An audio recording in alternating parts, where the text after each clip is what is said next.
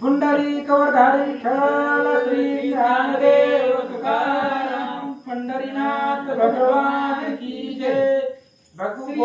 गोपाल कृष्ण भगवान की जय। प्रभु श्री रामचंद्र भगवान की जय। कपिवर्य महारुद्र हनुमान की जय। श्री गुरुदेव दत्त। श्री गणेश आहे नमः। श्री सीतारामचंद्राभ्याय नमः। जय जय निरावर श्रीरंगा निर्जन हृदय पद्मदीप रंगा अगजिता वेंगा सकल रंगातीत तू नीलग्रीवा भूषण रिवाना पयभिहृदय रत्न मनमोहना सर सिजोद्भव जनक नीलवर्णा सप्तवर्ण वेगळा तू अनंत कोटी काम सुंदरा सकल रंग चालका परमुदारा अमला पराभारती अगोचरा निर्विकारा निर्द्वंदा। आणि अशा प्रकारचा भगवंत आहे तू कसा आहे असा असणारा की सकळ मनाचं त्या ठिकाणी सगळं असणारं दुःख दरिद्र हरण करणारा आत्मारूपी असणारा तू भगवंत आहे। निर्विकार आहे निर्द्वंद्व आहे असा तू परात्पर पूर्ण ब्रह्म आहे। श्रीधर स्वामी सांगतात बहुनाग विदारक पंचानना विद्वजन मन माधू सरत्ना ना कळसी पंचाशाच्या ध्याना सकल कल्याणा निघताना तू सगळं असणारा कल्याण करणारा तू आहे। ही भवरूपी समुद्रामधून तारून नेणारा तू आहे। सगळ्या जीवाचं कल्याण करणारा तू आहे असं सांगतात। दुर्जन दानव कुली निक्रंतना हरिवर्ग प्रताप भंजना गहन माया विपिन दहना तमनाशना ज्ञान सूर्या तमरूपी अज्ञानरूपी तम घालवणारा आणि ज्ञानरूपी सूर्य प्रकाश करून देणारा जीवनामध्ये ज्ञानाचा प्रकाश पाडणारा तू आहे। ज्ञान बुद्धी देणारा तू आहे असं श्रीधर स्वामी सांगतात। अज्ञ मे तू दशशत नयना नवर्णवसी दशशत वदना दशशत हस्ताची किरणा ना भेळसी तू शोधिता। आणि अगम्य तू आहे अगम्य आहे तुझं वर्णन करता येत नाही शेषाला करता येत नाही। हजारो त्या ठिकाणी असणारे सूर्य आहे त्या सूर्याची किरण असंख्य आहेत त्या सूर्याला शेषाला सुद्धा तुमचे वर्णन करता येत नाही असं सांगतात। निकट भीमा तट विहारा आदि पुरुषा श्री दिगंबरा ब्रह्मानंद श्रीधरवरा पुढे चरित्र चालवी। आणि अशा प्रकारे तुम्ही कसे आहेत निर्द्वंद्व आहेत कुठल्याही प्रकारचं द्वंद्व तुमच्यापाशी नाहीये। आणि शोध करत असताना तुम्ही कोणालाही सापडत नाहीये अशा प्रकारचे तुम्ही भगवंत आहात असं सांगतात। दशमध्याच्या अंतिकथा हरिशी स्तौनी नारद पिता गोप वस्य देऊन मागुता निज स्थानाची पावना। पाठीमागच्या अध्यायामध्ये आपण ऐकलं 10व्या अध्यायामध्ये ब्रह्मदेवाला गर्व झालेला होता म्हणून गाई वासर गोपाळ घेऊन गेलेला होता। कृष्णानं दर्शन दिलं ज्ञान प्रगट केलं आणि ब्रह्मदेवाचं गर्वहरण झालं पुन्हा सगळे माघारी गोपाळ दिले। ही कथा पाठीमागच्या अध्यायामध्ये आपण ऐकली।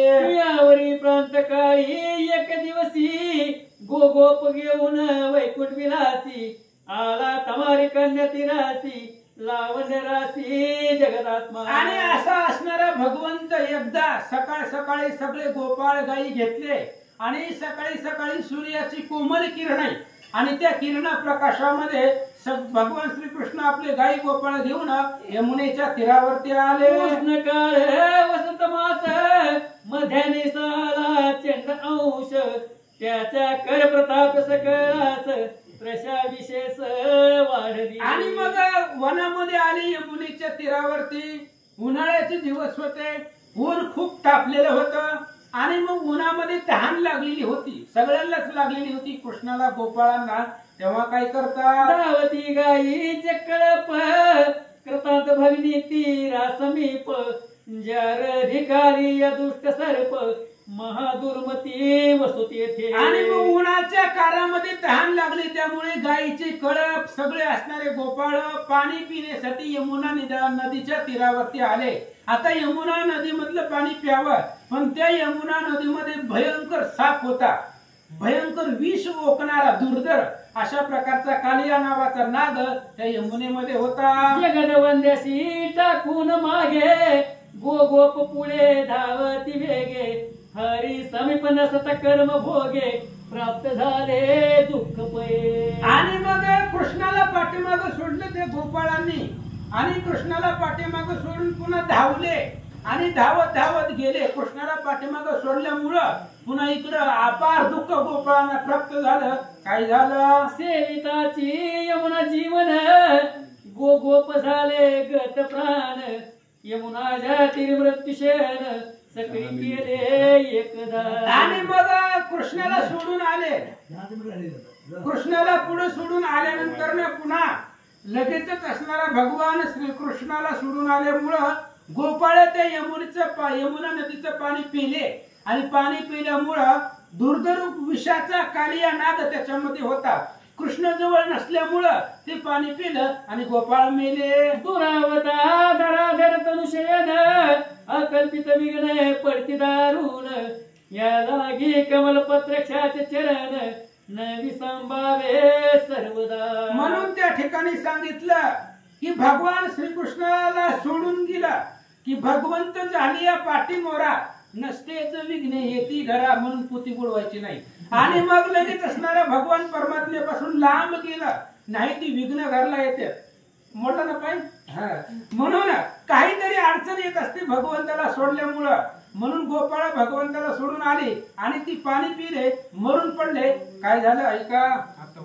श्री गणेशाय नमः. श्री पांडुरंगाय नमः. श्री प्रभू रामचंद्राय नमः. श्री गोपाल कृष्णाय नमः. हाती वंश वाते घेऊन तेथे पावला पद्माक्षी रमण.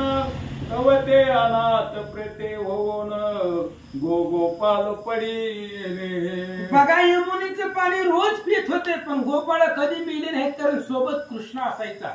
आज कृष्णाला लांब सोडलं पाठीमागं आणि एकटे पुढे पळत आले. कालिया ज्या यमुना नदीमध्ये असल्यामुळे त्याचं भयंकर विष होतं. ती पाणी पिले गोपाळ मरून पडले. पाठीमागून श्रीकृष्ण आले.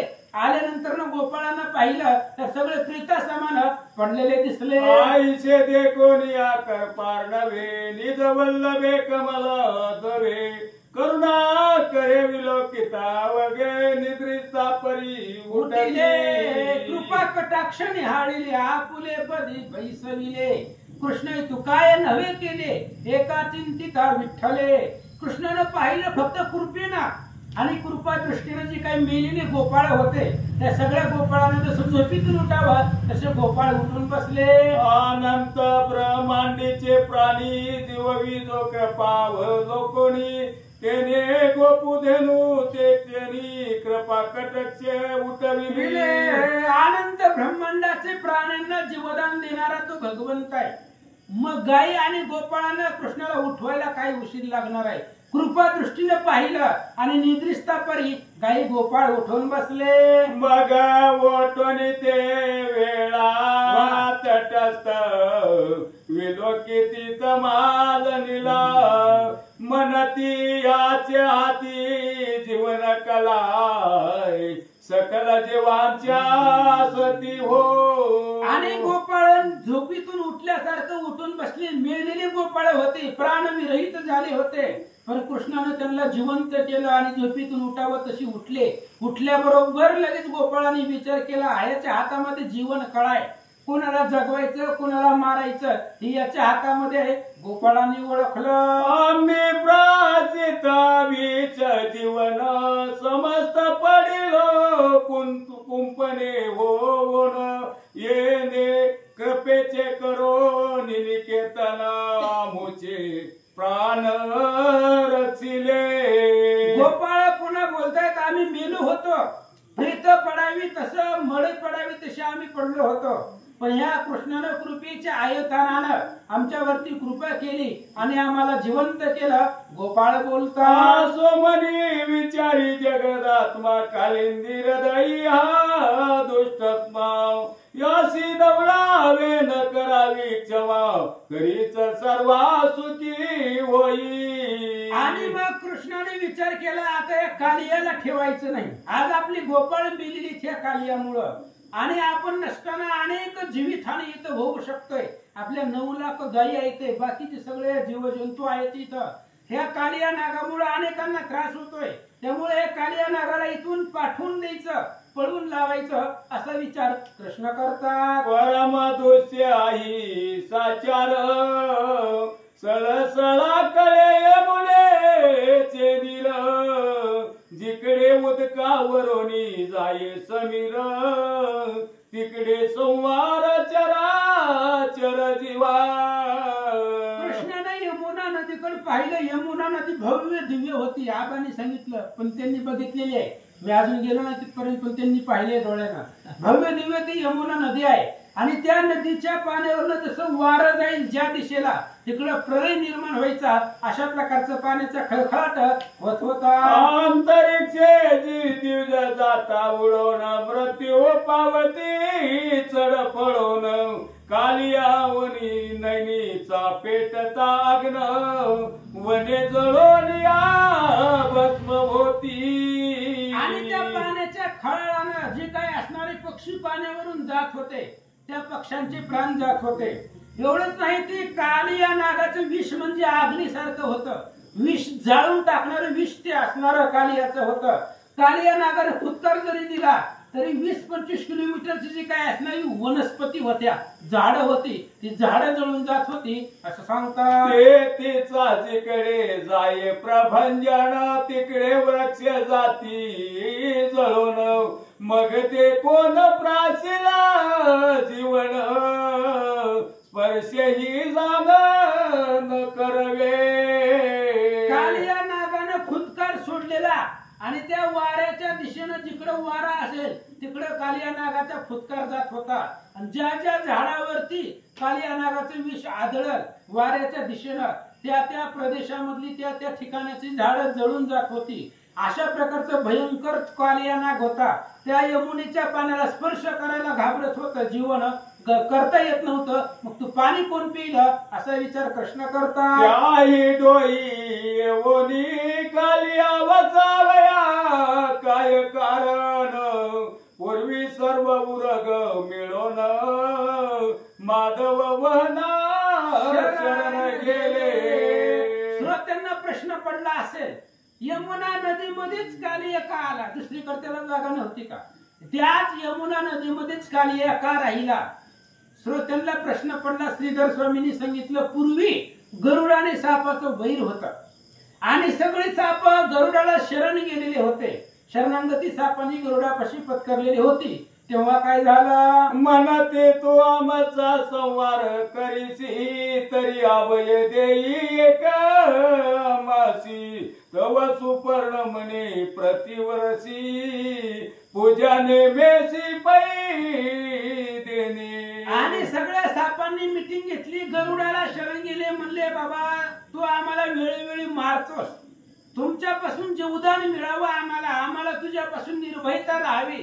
त्यावेळेस गरुडाने सांगितलं, मी तुम्हाला काहीच करणार नाही, पण वर्षामधून एकदा तुम्ही सगळे सापांनी मिळून माझी पूजा करायची, मला पूजा वर्षामधून एकदा द्यायची असं गरुडजी बोलतात. सर्व मान्य केले वचनाशी भाद्रपद शुक्ल पंचमी दिवसी आदरे पूजावे विनायकाशी तरीच सर्पाशी निर्भय. मग सापांनी गरुडाने एक दिवस ठरवला, भाद्रपद महिन्यामधली पंचमी, त्याला नागपंचमी म्हणतो. आणि त्या नागपंचमीच्या दिवशी आपण नागाची पूजा करतो, पण सगळ्या नागाने मिळून गरुडाची पूजा करायची त्या दिवशी. आणि त्या दिवशी जो गरुडाची पूजा जो नाग करणार नाही, गरुड त्या नागाला मारणार असं गरुडानं ठरवलं होतं. 1 वर्षामध्ये माझी तुम्ही पूजा करावी असं ठरलेलं होतं. एक रथ भारी अन्न त्यावरी एक उरग ठेवून देती खगपती सनेवून नेमे करोनी प्रतिवर्षी. प्रत्येक वर्षामधून नागपंचमीला एकदा सगळ्या सापांनी मिळून गरुडाची पूजा करायची. रथ भरून अन्न गरुडाला खायला द्यायचं, त्याच्यावरती एक साप एक नाग गरुडाला भक्षण करण्यासाठी द्यायचा. वर्षामधून एक दिवस माझी एवढी पूजा केली, मला एवढं अर्पण केलं, मी कुण्याही सापाला त्रास देणार नाही. तो हा कालियामध्ये करोण पूजी अरुणानुजा लागून हे विहंगो मत्वे काही कोण म्हणे जीवे मारिन कालिया. सगळ्या सापांनी मान्य केलं, पण कालिया नागानं मान्यच केलं नाही. कालिया नागानं गरुडाची पूजाच केली नाही, अहमदानं तो भुललेला होता.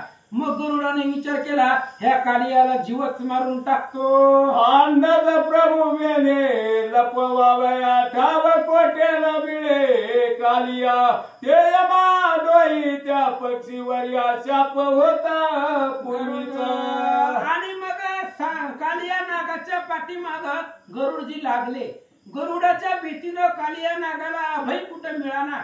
मग कालिया नाग या यमुना नदीमध्ये येऊन राहिले, पण यमुना नदीकडे गरुड येत नव्हता, कारण गरुडाला शाप होता. कसा? यमुना जीवनीचे मच्छे काढोनी उरगरी पू पक्षी अनुदिनी तोते ते सौभरी नामे मामुनी भानू जाती तिरी तप करी. आणि असं झालं होतं. आता ही कालिया नागाची कथा थोडी बाजूला राहू द्या. गरुडाला शाप का मिळाला त्या यमुना नदीमध्ये न येण्याचा? एके दिवशी गरुडजी काय करत होता, त्या यमुना नदीमधले जे काय असणारे मासे असतील ते मासे उचलून त्या ठिकाणी खात होता. मासे असतील, जलचर असतील. गरुडाचा त्रास होऊ लागला यमुना नदीमधल्या जलचरांना. आणि त्याच यमुनाच्या काठावरती सौभरी नावाचे ऋषी तप करण्यासाठी येत होते.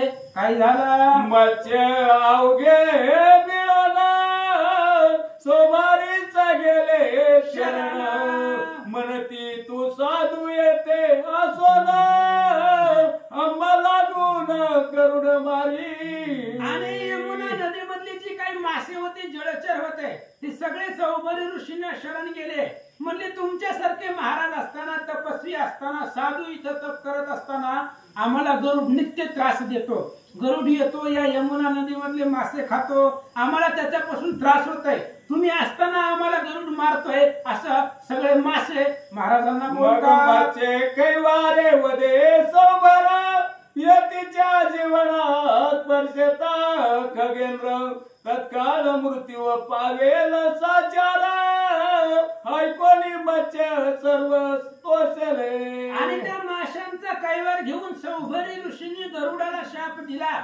आतापासून जर गरुडाने ह्या पाण्याला स्पर्श केला की लगेच गरुडाला मरण येईल, गरुड मरण पावेल. अशा प्रकारचा शाप ऐकला. माशांना आनंद वाटला. विष्णू वने जाणून पुन्हा त्यादिले ते स्थान त्यारदी कालिया म्हणून राहिला येऊन दिवजेंद्र आणि गरुडाच्या लक्षामध्ये आलं की सौभरीने शाप दिलेला आहे. आणि तेव्हापासून गरुडाने त्या यमुना नदीकडे कधी बघितलं नाही. फिरकून सुद्धा त्या प्रदेशामध्ये गरुड गेलाच नाही, कारण जिकडे मरण आहे तिकडे माणूस जात नाही. गरुडाने विचार केला आणि ती स्थान सोडून दिला. मग गरुड इथे येत नाही, कालियाने ओळखलं आणि कालिया येऊन त्या नदीमध्ये राहिला. आईसी दुष्ट आई नेत्र उघडो निजीकडे पायी वृक्ष वने जळती सर्वही पाशानही उलती हो. अशा प्रकारचा असणारा आई म्हणते साप आहे. दुर्धर असा असणारा कालिया नाग फुटकार जरी दिला तरी दगडाचा सुद्धा भोगा होत होता. एवढं दुर्धर विष त्या कालिया नागाचं होतं. आणि तो नाग त्या यमुना नदीमध्ये होता. एक कदंब वृक्ष राहिला कळ वृक्षाचा संहार झाला तरी त्यावरी पूर्वी खगपती बैसलाय सुधारस घट नेता हो. आणि त्या यमुना नदीच्या जवळच तीरावरती एक कदंब नावाचं झाड होतं. आणि कालिया नागाने फुटकार दिला विषाचा. ही सगळेच झाडे जळून जात होती, पण ती कदंब नावाचं झाड ते तसंच राहिलं होतं. विषाचा परिणाम त्याच्यावर झाला नाही. का? पूर्वी गरुडानं अमृत कुंभ घेऊन, अमृताचा कुंभ घेऊन त्या कदंब नावाच्या झाडावरती गरुड विसावलेला होता. आणि त्या कुंभामधलं अमृत त्या झाडावर सांडलेलं होतं, म्हणून ते झाड अमर झालं असं सांगतात. गट टेविला होता पल मात्र त्याने अमर झाला तरुवर या लागी कालिया विष दुरंत न जाळी त्या कदंबा.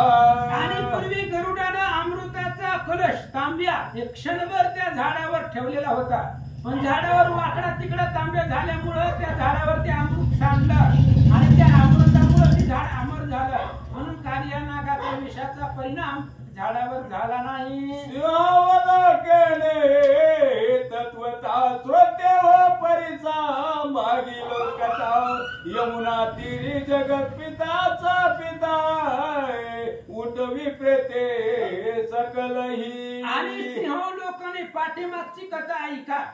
पाठीमाग भगवान श्रीकृष्ण ते यमुना नदीच्या तीरावरती आलेले होते तेव्हा सगळे गोपाळ मरून पडलेले होते. कृष्णाने कृपादृष्टीने पाहिलं आणि त्यानं उठवलं. इथपर्यंतची कथा आपली आली होती.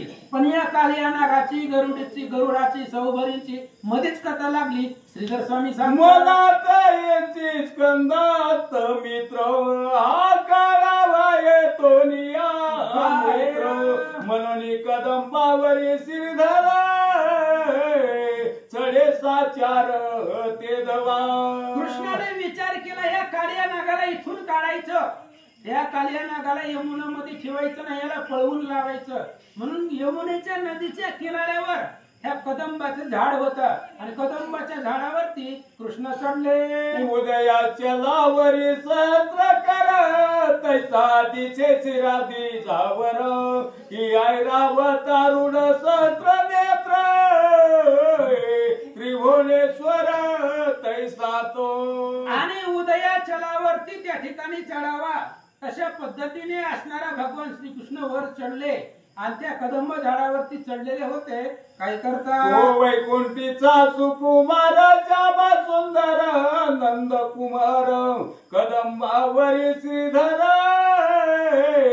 दिनोद्धार सोबत से.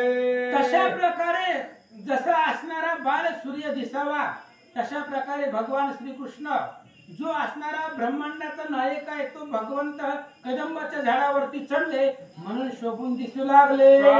मर्दनार मिले जेव्हा सावरीच्याची मूर्ती तेव्हा उर्धव वदने कमला बाधवा गोप सर्व विलोकिती. आणि ज्या वेळेस भगवान श्रीकृष्ण कालियाला मारणार होते तेव्हा श्रीकृष्ण 6 वर्षाचे होते.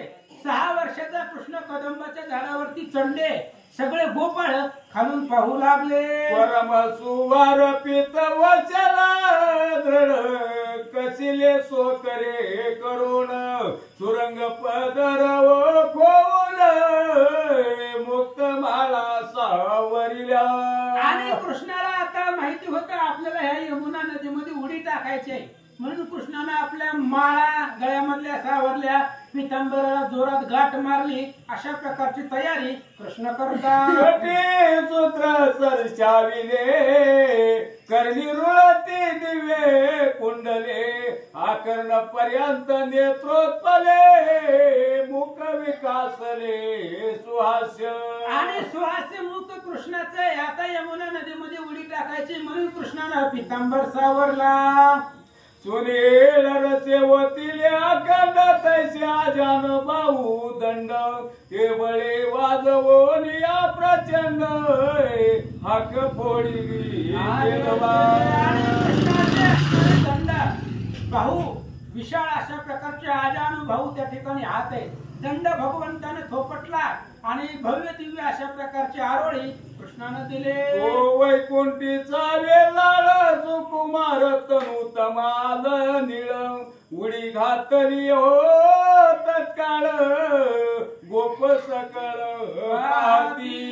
अशा प्रकारे भगवान श्रीकृष्ण त्या कदंबाच्या झाडावरती चढले आणि तिथून बरोबर यमुना नदीमध्ये उडी मारली कृष्णानं आणि सगळे गोपाळ पाहत होते. उडी सरचे जीवन त्या वेळे शतदेवचे उंच गेले कलोळ तीरास आदळले विसनिराचे तेरवा. आणि कृष्णानं पाण्यामध्ये उडी मारल्याबरोबर सत्य लोकांपर्यंत पाणी गेलं आणि सत्य लोकांपर्यंत पाणी गेल्यामुळं लगेच असणारा त्या ठिकाणी परामात्मत केले गोपाळे आदिती सुत सकळ धावले विमानारूढ पाहू लागले अद्भुत कर्तव्य हरीचे. आणि कृष्णाने लगेच त्या ठिकाणी कालिया नदीमध्ये उडी मारली. पाणी सगळं तीरावरती आलं विष सगळीकडे पसरलं. विमानामधून सगळे देवलोक पाहू लागले. मदानी सहित मदान दान शची सहित सहस्रनयन सावित्री सहित कमला कौतुक पाहो धाविन रे. सची सहित असणारा इंद्र आलेला आहे, सरस्वती सहित ब्रह्मदेव आलेला आहे, पार्वती सहित महादेव आलेला आहे. कृष्णाचं चरित्र नेत्र कन्या जीवनी जग जीवन भुज दंड परिकृदाय मान परमदारो नगोस ऐकोन धावे दुर्जन होते. यमुना नदीमध्ये कृष्णाने उडी मारली आणि कृष्ण पाण्यामध्ये गेल्याबरोबर कालिया नाग सावध झाला आणि कृष्णाला पाहून उत्कार देऊ लागला. कपटी सर्प काळा शतफना ताटरा विशाळा दुदुकारा ससरशा ज्वाळा माकळा उठती कालिया नाग भयंकर होता, काळा भंगार होता, हजारो फणाचा कालिया नाग होता. फुटकारा बरोबर विषाचा जाळ बाहेर निघत होता. नेत्री देखीला जगन मोहन माया चक्र चालक शुद्ध चैतन्य जमीन केतनारीचे देवतार्चन संकाधिक ध्याती. आणि लगेच कालियानं त्या कृष्णाला पाहिले. 6 वर्षाची मूर्ती आहे. शनकाधिक ऋषी मुनिवर साधू संत ज्याचं पूजन करतात असा असणारा कृष्ण आहे. आणि कृष्ण पाहिला. संकाधिकाचार हृदय संपुटीचे कपवडे मूर्ती गोमटी पदोद्भव आणि धुर्जटी वाती मुकटी आज्ञा ज्यांची. आणि त्या कृष्णाला पाहिलं ज्याचे सनकाधिक ऋषी ध्यान करतायत. ब्रह्मदेव असणारे महादेव ज्याच्या पायाचं वंदन करतात असा असणारा मुकुटमणी कृष्णाला कालियानं पाहिलं. मुर मर्दना राजव नेत्रा सुपर्ण वहना कालिया दे कोणी वज्रभूषण धावणी डंकी वर्मस्थळी. आणि अशा प्रकारचा असणारा सावळा कृष्ण कालियानं पाहिला. आणि कालिया कृष्णाला मारण्यासाठी वेळोवेळी जागोजागी अंगावरती फुटकार मारू लागला. स्थळी स्थळी वेळे घालोनी मूर्ती आवळी सचिदानंद तनु सावळी आजचे दिनी काळ सरपे. आणि कालिया नागाने कृष्णाच्या शरीराभोवती वेळे मारले आणि कृष्णाच्या अंगावर जागोजागी कालिया दंश करू लागला. आणि सगळ्या असणाऱ्या कालियानं दीर्घ शरीरानं कृष्णाला वेढून टाकलं. द्विज मानस समारंभ अनंत कल्याण दायक घन नीळ जो पुराण पुरोस भक्त वचल सर्पे सकळ आवळीला. आणि सापाने कृष्णाला आवडलं. जो असणारा भगवंत आहे, आधी ब्रह्मा आहे, त्या असणाऱ्या भगवंताला आपल्या शरीरानं वेष्टून घेतलं. राहून ग्रासीला वासर मणी केतू रमा बंधू सीताकी गगनी ईश्वराची माया वेष्टून आपली करणी दावित. तशा प्रकारे राहून सूर्याला ग्रासावं, केतून चंद्राला ग्रासावं, तशा पद्धतीने कृष्णाला वेळे घालून ज्याची पाकशासन शत्रू बांधी नागपाशी तैसी कालियाने जगद वंध्याची वेळे घालून आवळीले. पुन्हा श्रीधर स्वामींनी उदाहरण दिलं रामायणामधलं युद्धकांडातला 11वा अध्याय. जसा पाठीमाग इंद्रजितानं राम लक्ष्मणाला नागपाशामध्ये बांधलेलं होतं तसं कालियानं कृष्णाला बांधलं. परम पुरुष न आले न बोले ऋषी केस लीला अवतारी जगन निवास लीला भक्ताची दावी तसे. कालिया नागाने कृष्णाला आवडून टाकलं, आवळून जाम पॅक करून टाकलं. कृष्ण हालत नाही, बोलत नाही, चालत नाही. कालियानं पाहिला. भुजंग आईचा देखता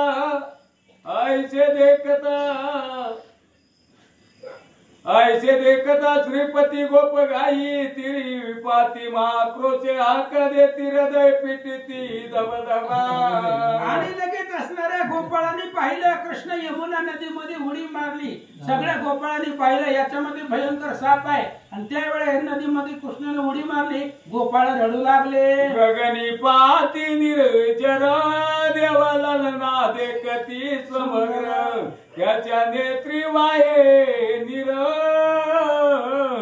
शोका पार जाची तया. देव स्त्रिया पाहू लागले. विमानामधून देव पाहू लागले. गोपाळाने पाहिला. आणि कृष्ण या यमुना नदीमध्ये बुडाला किंवा उडी मारली म्हणून सगळे रडू लागले.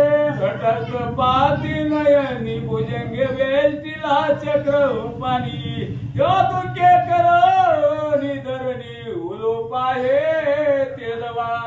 आणि सगळ्यांनी पाहिलं, डोळ्याची पाती लावून गेली नाही सगळ्यांची. धरणी मातेने सुद्धा पाहिलं की कृष्णाला मेळलेला आहे कालियानं. आपल्या अंगाचे वेटळे कृष्णाभोवती टाकले, दावळून टाकले. असं पाहून धरणी उलथून जाऊ लागले.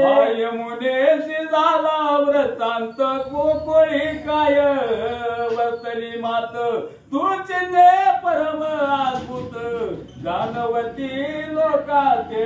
आणि ह्या यमुना नदीवरती सगळा प्रकार घडला. आणि गोकुळामध्ये सुद्धा लोकांना वाईट वाईट नाही तसलं त्या ठिकाणी घडू लागलं. चपला पडती कळून अद्भुत सुटला प्रभंजन उडगण पावती आपतन लोक चोके विवळ. आणि पाहू लागले सगळे. काहीच नसताना दुपारच्या 12 वाजता विजा पडू लागल्या. सगळे बघल तिकडं भयानक वारा सुटला. आकाशामधली जलचर्ची काय असणारी उडणारे विहंगम पक्ष इथं खाली पडू लागले. कापू लागली दरिद्री उगेची आसरू येती जन नेत्री कलाहीन नर नारी भय अंतरी वाटत सगळ्या गोकुळामधल्या लोकांना भीती वाटू लागले. धरित्री कापू लागली. लोकांच्या डोळ्यामधून उगच पाणी वाहू लागलं. त्यामुळे गोकुळातली जननी परम विवाळ चोके करोनी तिकडून लागले स्तन दोन्ही अश्रू नयनी वाती. भगवान श्रीकृष्णाची आई यशोदा तिच्याही डोळ्यामधून पाणी वाहू लागलं. तिलाही अपशकुन झाल्यासारखे चिन्ह दर्शवू लागले. गवळी गोपी समत नंदई दावे भयभीत यशोदा बाहेर आली धावत रोहिणी येत आणि असं अपशकुन पाहिल्यावर सगळे असणाऱ्या गवळणी यशोदेच्या दारामध्ये आली. यशोदा बाहेर आली. गोपाळ धावले, सगळं गवळी धावले, नंद धावला, रोहिणी आले. जवता संघर्षण बाहेर आला धावून यशोदा म्हणे जग जीवन कोण्या वनात गेला हो. आणि त्या दिवशी बळीराम दादा वनामध्ये गेली नव्हती. कृष्णा सांगतो तिकडेच गोकुळामध्ये होता. काही कामानिमित्त बाहेर गेलता. बळीराम दादा बाहेर ना आला. त्यावेळेस यशोदा रडत दिसलेली, शोक करत दिसलेली बळीराम दादाला पाहिलं. सांडोनिया घरदार वनात जातील लोक समग्र बाळे सांगती सत्वर श्याम सुंदर पावया. आणि सगळे असणारे जिकडं कृष्ण रोज वनामध्ये गाई येऊन जातो त्या दिशेने सगळे निघाले. गाई गोपाळ सगळे असणारे यशोदा नंद गवळी धावू लागले. लहान लहान लेकर सुद्धा यमुना नदीकडे चालले. देग आशा पावो इच्छिती परम पुरुष मनती काय झाले ऋषिकेच्या कोण्यावरी पावे. जाता जाता सगळेजण रडू लागले, दुःख करू लागले, कृष्णाला आठवू लागले. कृष्णा कोण्या वनामध्ये तुला पाहावं, कुठं शोधावं असं रडतात. वज्र रेखा चिन्ह हरिपदा मुद्रा लेखती जन गोवती गोपले सगन पुढे गोचरण उमटले. आणि सगळेजण वनाच्या दिशेने जात होते. रस्त्याने जात असताना कृष्णाची पावलं उमटलेली होती, गायची पावलं उमटलेली होती. आणि त्या पावलाचा माग घेत सगळे निघाले. इकडे उमटले गायीचे खुर त्याचे पंते गेला मुरहर जैसे वेद सूत्रीचे वार स्वरूप निर्धार दाविती. लोकांनी विचार केला जसं जिथं जिथं गायीच्या पायाचे चिन्ह आहे त्याच मार्गाने कृष्ण गेला आणि त्याच मार्गाने सगळे निघाले. तसे वेद शास्त्र श्रुती भगवंताच्या स्वरूपाचा मार्ग दाखवतात. तसा गायीच्या खुरांनी कृष्णाचा मार्ग नंद यशोदा सकळ जनाले यमुना तीरा दावून कवते ते गोप सोके करोन मूर्छा येवली पडतात. मार्ग काढत काढत काढत काढत सगळे यमुनेच्या तीरावरती आले. पाहिलं यमुना नदीवरती येऊन सगळे असणारे गोपाळ दुःख करत करत मूर्छा येऊन पडलेले पाहिले. भुजंगे वेष्टी लावण माळी सर्वी देखील तेची वेळी एकची हाक तेव्हा झाली तो शोक वर्णिला नव जाई. आणि लगेच सगळ्यांनी पाहिलं डोळ्यानं की सापाने कालिया नागाने कृष्णाला वेडा टाकलेला आहे. वेष्टून टाकलेला आहे. अशा प्रकारचं सगळ्यांना बघितलं त्यावेळेस सगळ्याला दुःख अनावर झालं. यशोदा म्हणे गा कानया आता तुझं कोटे पाहू तानया बारे धावका लवलाया विसावया गोपाळा. यशोदा खूप दुःख करू लागली. कृष्णा तुला आता कुठं पाहायचं? माझं तहान लेकरू आहे, छोटस बाळ आहे. तुझ्यासाठी आता तुला कुठं कुठं पाहावं, कुठं कुठं शोध घ्यावा म्हणून यशोदा रडू लागले. तरी दाटला शेपाना कोणाशी पाजो राजीव नयना माझी आपाडचा मनमोहना निज वदना धावी रे. धाव भगवंता माझ्या स्तनामध्ये पाहणा दाटलेला आहे. आता ते असणाऱ्या स्तनातली दूध कुणाला पाजायचं? माझा असणाऱ्या हृदयामध्ये पाना फुटलेला आहे प्रेमाचा, तो कोणाला पाजावं? धाव धाव कृष्णामाई असं यशोदा धाव धाव गे माझे कानाई सावळे चुकमार सके बाई उदार डोळ्याचे कृष्णाबाई कोण ठाई पाहू आता. यशोदा रडू लागली, कृष्णा कृष्णा धाव माझे असणारी कानाई, माझं असणारं लहान बाळ आज पुणे वनामध्ये हरपलं. कुठं पाहावं, कुठं शोध घ्यावं? यशोदा रडता.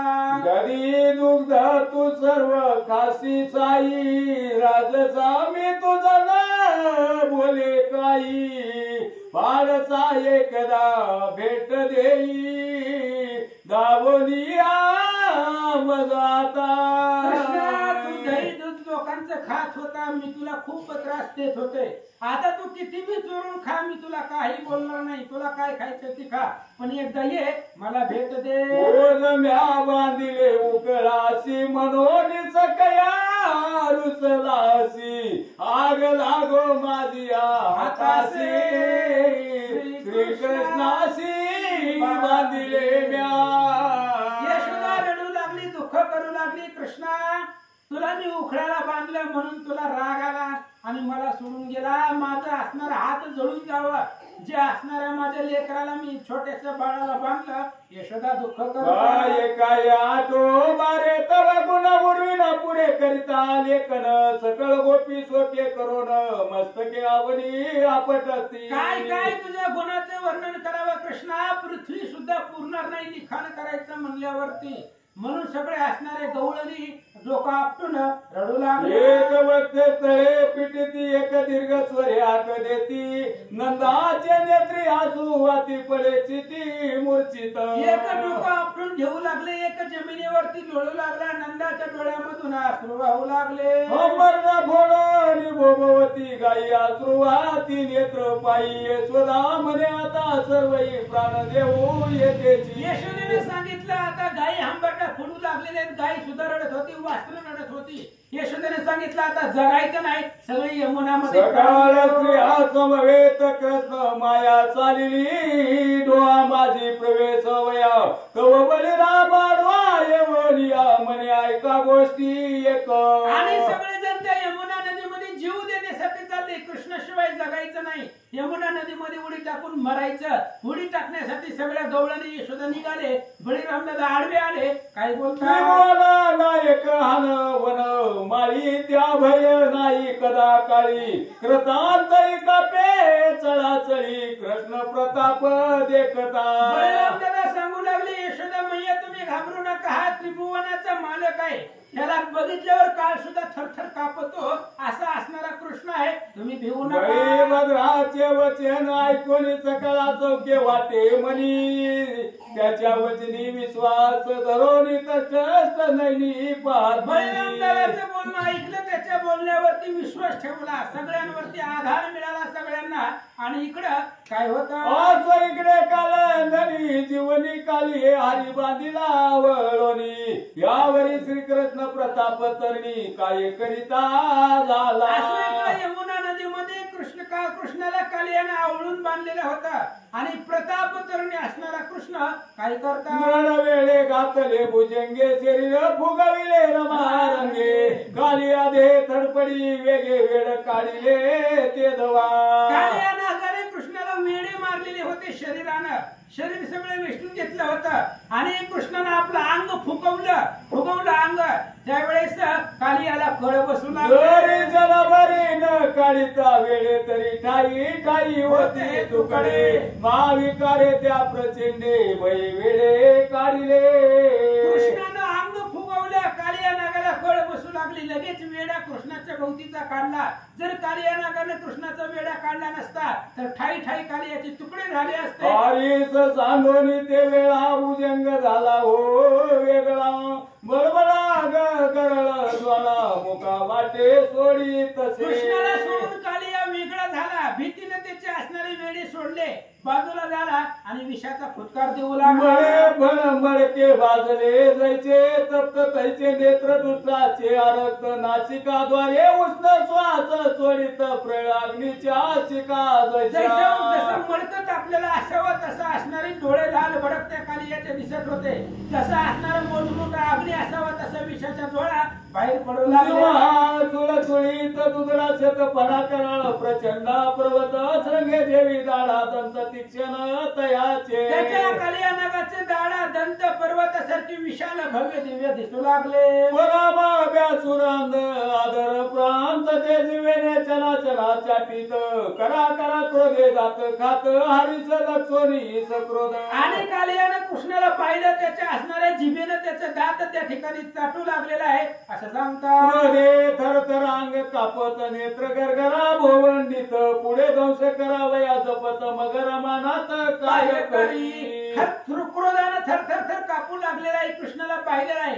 कृष्णाला दंश करण्यासाठी, त्याला चावण्यासाठी कालिया नाग कृष्णाच्या दिशेनं धावला. तेव्हा कृष्णाला सावरच्याची मूर्ती वय पुरुषार्थ ब्रह्मांडी न समाय, झेपा घालो निलवला हे दरीला भुजंग पुढती तो. 6 वर्षाची कृष्णाची मूर्ती होती. सगळ्या ब्रह्मांडामध्ये पुरुषार्थ साठवत नव्हता. कालिया कृष्णाच्या अंगावरती धावला. त्यावेळेस कृष्ण पाठीमागून गेले आणि कालियाला गोवंडोनी बळे आपली यमुना जीवनी निर्भयनी संख्या चक्रपाणी वेद पुराणी वंदे तो. आणि कालिया नागाच्या शेपटीला कृष्णानं धरलं, घर घर घर घर फिरवलं आणि त्या यमुना पाण्यामध्ये आदळलं.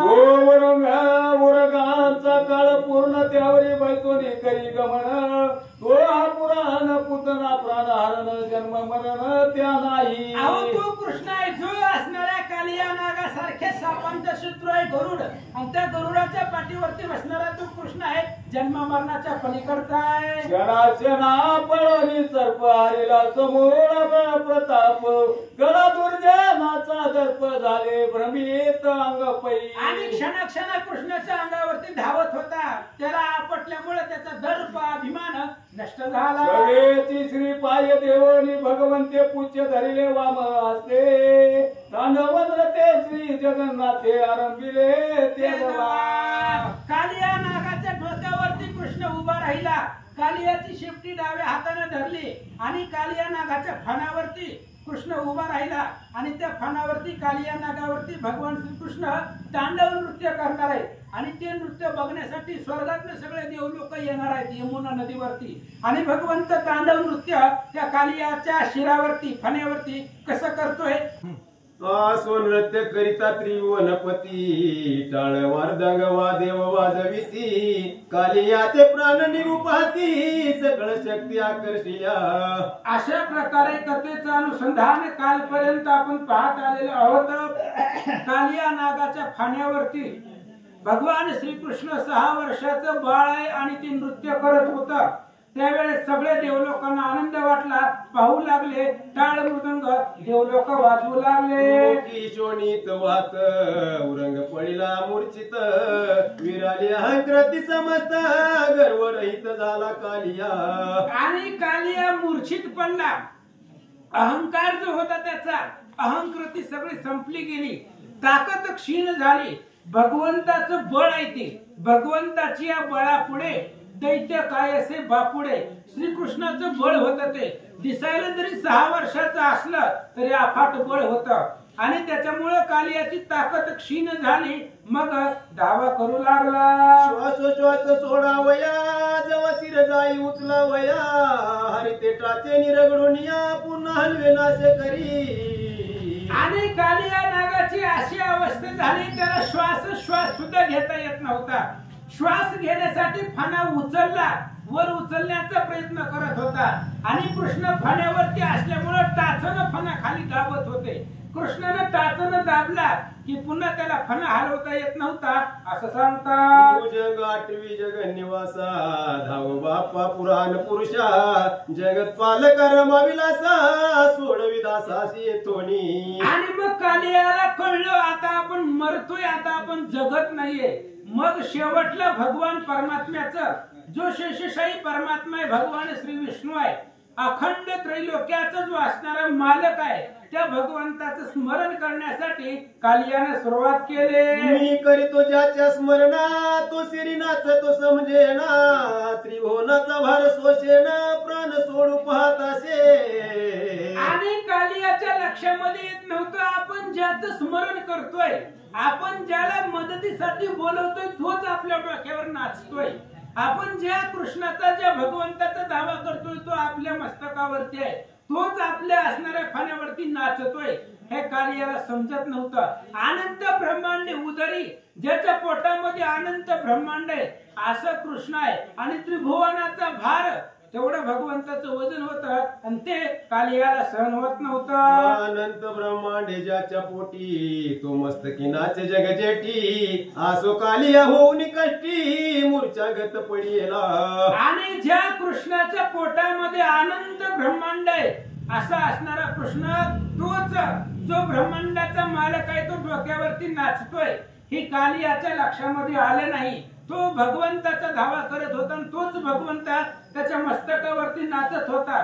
असं म्हणले कालियाची शक्ती क्षीण झाली आणि मूर्छित पडला. मग त्या भुजंगाच्या नितंबिनी करी रत्न दीपार त्या घेऊनी शरण येती त्याच क्षणी भक्त वल्लभ हरीसी. आणि ज्यावेळेस कालिया मूर्छित पडला, कालियाचं बळ चालत नव्हतं, तेव्हा कालियाच्या पत्नी हातामध्ये आरतीचं ताट घेतलं आणि कृष्णाला ओवाळण्यासाठी आल्या. देव करीती स्तुती ते शिववीरांचे आदि गाती जाते हे कळले नाग कन्या ते की जगदात्माची पै. आणि देव ज्याची स्तुती करतात, ज्याला श्रुती वेदात ज्याचं स्मरण करतात, हाच जगदात्मा कालियाच्या मस्तकावरती नाचतोय असं कालियाच्या बायकांच्या लक्षात आलं. कालिया झाला भ्रमे मूर्छिता जवळ असता नेने भगवंत सुरविमाने स्तुती करिता तेही श्रवणी पडेना.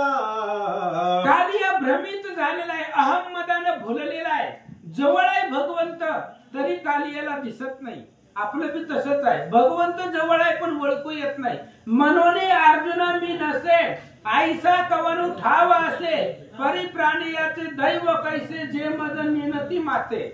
भगवंत प्रत्येकाच्या जवळ आहे पण ओळखण्याची आपली तेवढी ताकद नाही, सामर्थ्य नाही. कालियाचं तसंच आहे. कालियाच्या डोक्यावरती भगवंत आहे पण कालिया त्या देवाला ओळखत नाहीये. असं करतात. शरण आल्या मुच्या स्त्रिया हे न समजेची कालिया केवळ मूळ दशा पावनिया जगतपती नेण्याची. आणि देव लोक सुद्धा ज्या भगवंताची स्तुती करतात ते सुद्धा कालियाला ऐकू जात नव्हतं, त्याच्या श्रवणी पडत नव्हतं. जड मूळ दशा कालियाची झालेली होती. आपल्या बायका ज्याला ओवाळायला आलेली आहेत तोच ब्रह्मांडाचा नायक भगवंत आहे ही कालिया ओळखत नव्हता. जैसे जवळ दिव्य रत्ना सोनी अंधासी कदान दिसे नयनी की पिशाच्या न समजे म्हणी आपण कोण आहे ते. उदाहरण दिलं, कालियाच्या जवळ कृष्ण आहे पण कालियाला दिसत नाही. धनाची पेटी किंवा असणारा धनाचा साठा आंधळ्याच्या जवळ ठेवावा, आंधळ्याला दिसत नाही, कळत नाही धन त्याच्यापाशी येते. किंवा एखादा असणारा पिशाच असावं, भूत असावं, त्याला माहिती नसतं मी कोण आहे. तसं कालियाच्या डोक्यावर भगवंत आहे पण कालियाला ओळखू येत नाही. तो सुषुप्ती डोही बुडाला त्याशी सहस्राक्ष प्रसन्न होऊ जरी आला परी न कळे जैसे त्याला तैसे झाले कालियासी. एखादा सुषुप्तीमध्ये झोपीत त्या ठिकाणी मग्न झालेला आहे, गाढ झोपलेला आहे आणि झोपीमध्ये इंद्रदेव त्याच्या स्वप्नामध्ये जावा त्याला त्या ठिकाणी लक्षामध्ये येत नाही. तशी अवस्था कालियाची झाले. आसो देखो निषाड रंग पाणी चरण येते भुजंग कामिनी गेल्या देह गेह विसरोनी पती भयाती विहळती. असं म्हणले कालियाच्या ज्या पत्नी होत्या नागकन्या होत्या, कालियाच्या पत्नी, त्या सगळ्या असणाऱ्या अर्थ घेऊन भगवंताला शरण आल्या.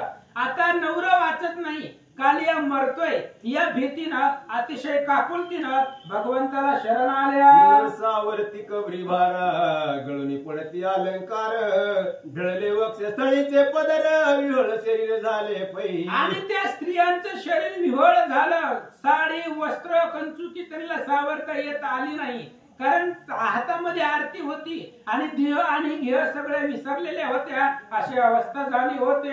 एकीची लेकरे करीती स्तनपाना, ती होती दावी जगन्मोहना, की लेकुरे देखुनी वज्रभूषणा, कृपा येईल म्हणून. आणि कालियाला भगवंत सोडित नव्हता, कृष्ण कालियाला सोडत नव्हता. कालिया मूर्छित पडलाय.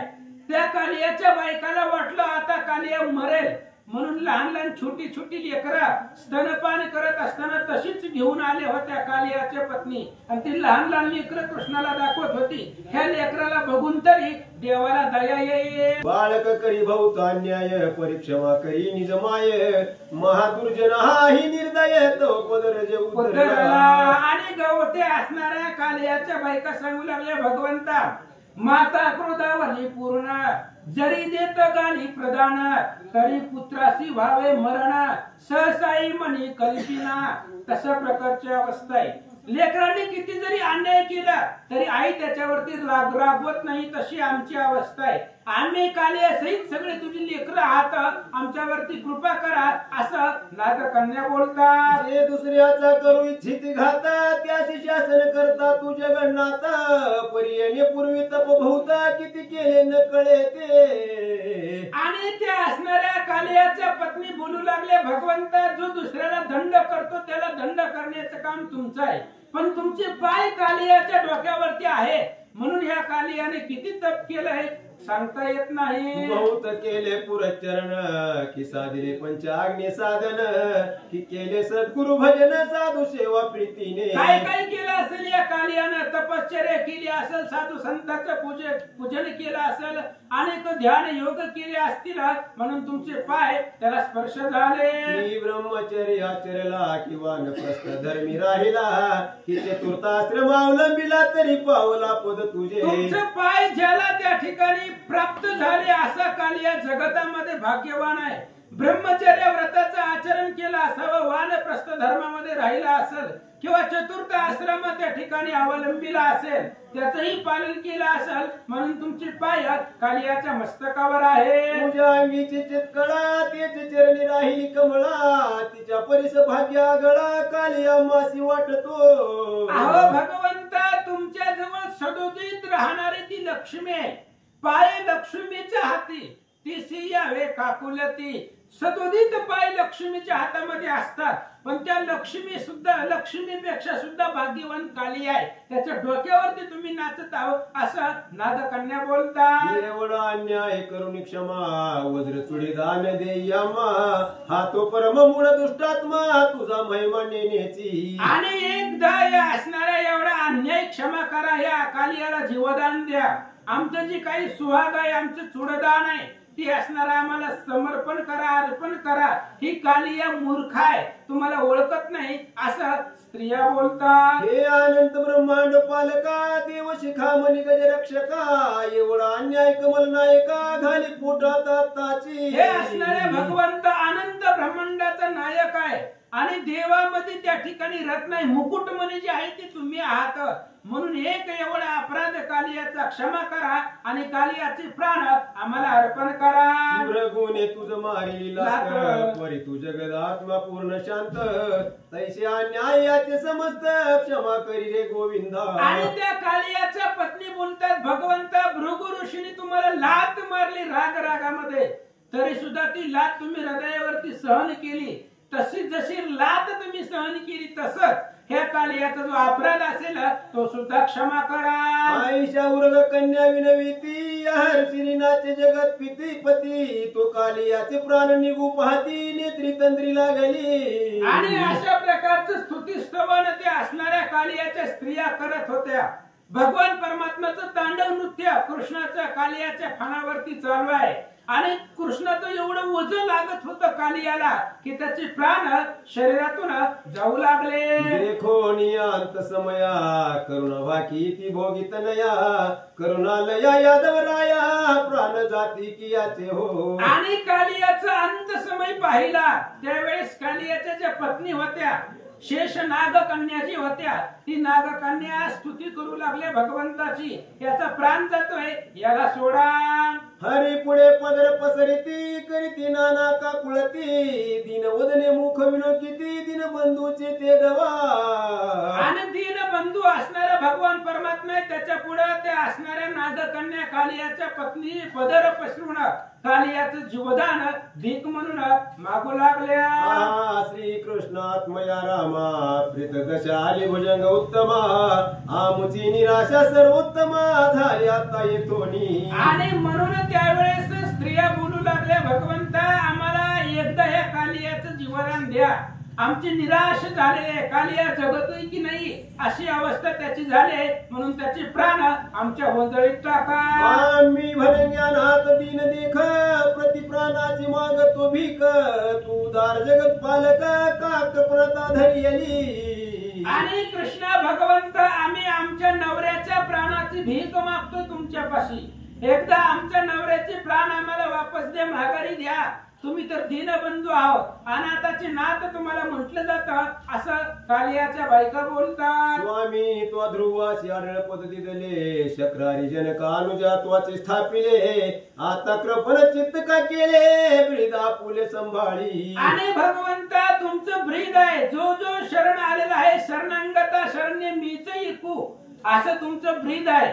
आणि म्हणून ध्रुव बाळाला तुम्ही आढळपद दिलंय, विभीषण तुम्हाला शरण आला त्याला लंकेचं राज्य प्राप्त करून दिलं, तसंच कालियाचे प्राण माघारी द्या.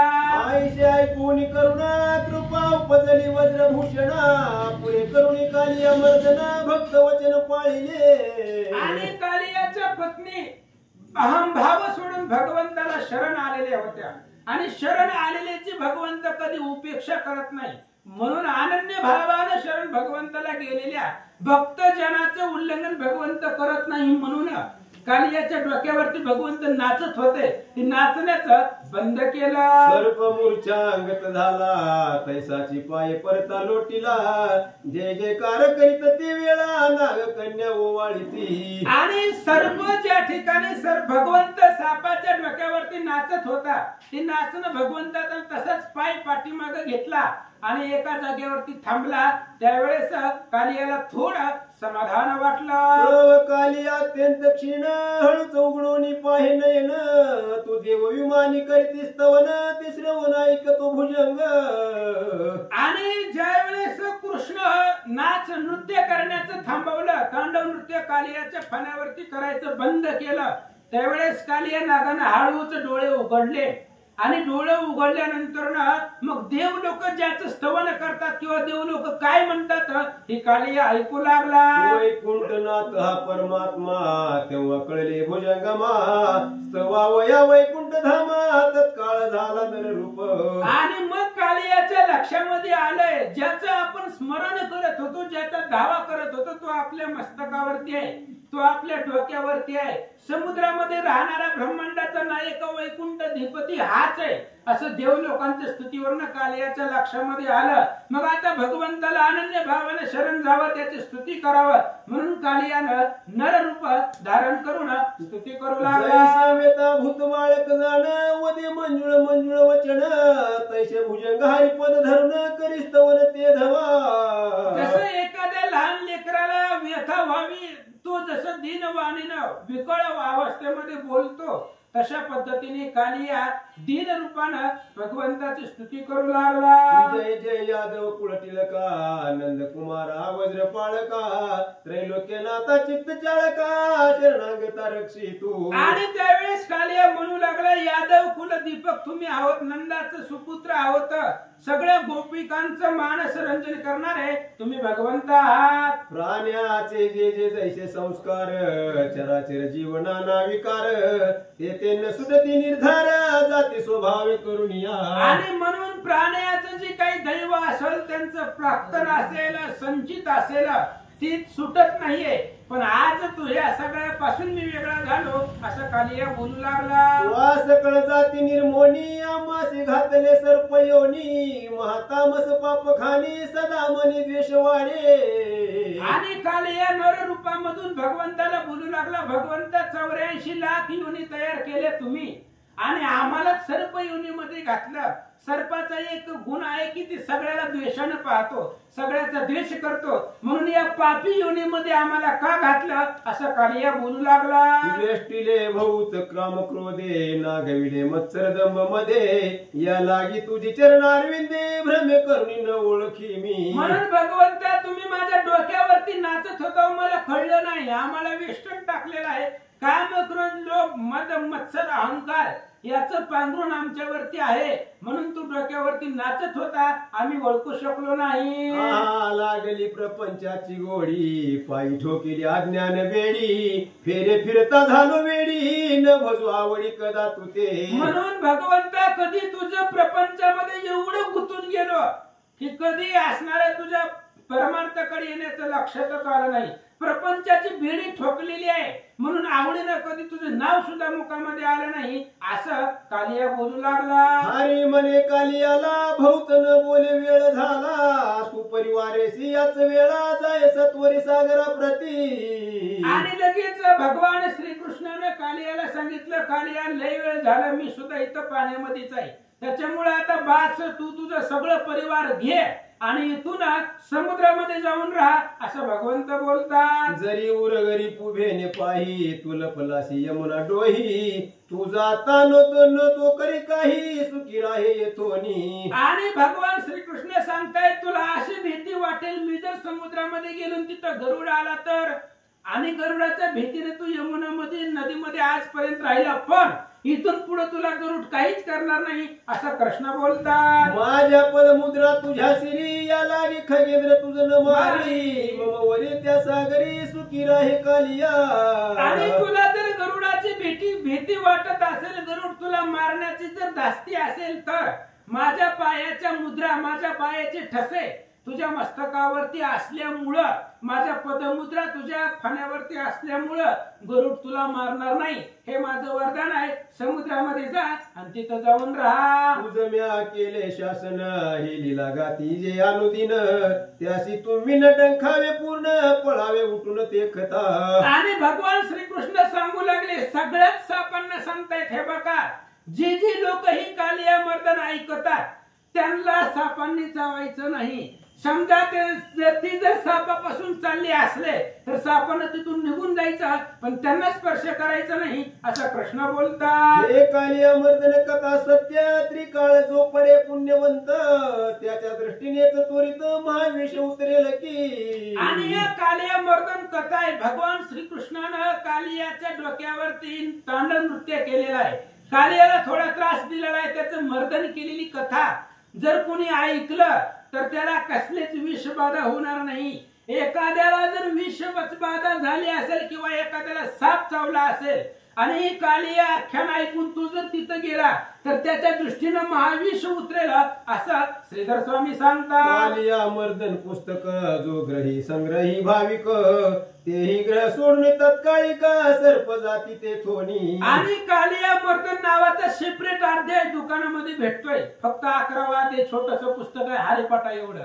आणि कालिया मर्दनाचे पुस्तक जर घरामध्ये जरी ठेवलं तरी त्या घराकडे साप येत नाही, तर तो घर सोडून साप निघून जातात असं श्रीधर स्वामी सांगतात. ज्याने ऐकली कालिया मर्दन त्यासी काळ करू न शके बंधन मग कैचे सर्पदंशाचे विघ्न त्यासी बाधक होईल की. ज्या ज्या महापुरुषांनी ज्या भक्तांनी हे असणाऱ्या कालिया मर्दन कथा ऐकले, कालिया मर्दन चरित्र ज्यांनी ऐकलेलं आहे त्यांना काळ बंधन करू शकत नाहीये, मग सर्प काय बंधन करणार आहे असं श्रीधर स्वामी सांगतात. जो सर्प ज्ञान मानी प्रमाण त्याचा मस्तक होईल चूर्ण आसो काली आज्ञा वंदन करी पूजन हरीचे. असं म्हणले जो सर्पाची आज्ञा मान्य करत नाही त्याचं मस्तक चूर्ण होणार आहे. असो भगवान श्रीकृष्णाचा कालियाचा संवाद झाला आणि कालिया भगवंताची आज्ञा मानून तिथून निघून चालला.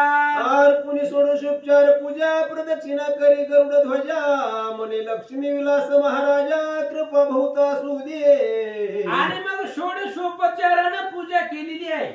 अनेक असणारे 16 प्रकारची पूजा भगवंताची कालियानं आपल्या पत्नी समवेत केली आणि जात असताना सांगितलं भगवंत लक्ष राहू द्या.